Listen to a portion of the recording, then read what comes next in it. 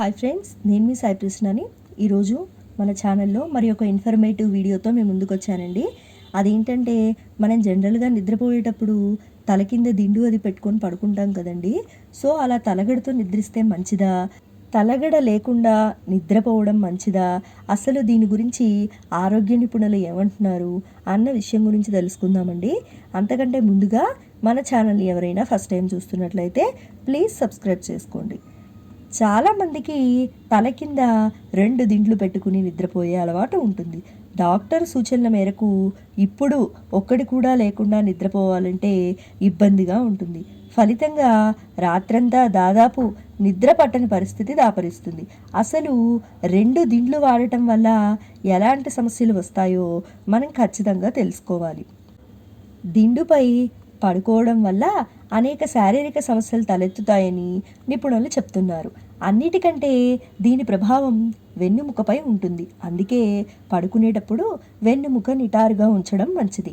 నిద్రపోయేటప్పుడు చాలామందికి 2 దిండ్లు అవసరమవుతాయి. కానీ ఎక్కువసేపు 2 దిండ్లు వాడటం వల్ల వెన్నుముక దెబ్బతింటుంది. అలాగే ఎత్తు ఎక్కువగా ఉండే దిండును ఉపయోగించడం వల్ల మెడ నొప్పి సమస్యలు ఎత్తుతాయి. మెడ, వెన్ను సమస్యలతో బాధపడేవారు తలనొప్పి సంభవిస్తుంది. ఎత్తైన దిండును ఉపయోగించడం వల్ల భుజాలు, చేతుల్లోని నరాలపై ఒత్తిడి ఏర్పడుతుంది. దీనివల్ల నొప్పి వస్తుంది. ఇలాగే చాలా కాలం పాటు ఎత్తైన దిండును ఉపయోగిస్తే వెన్నుముక సమస్యలు మొదలవుతాయి. ఇలాంటి దిండును ఉపయోగించడం వల్ల వెన్నుముక కండరాలపై ఒత్తిడి పెరుగుతుంది.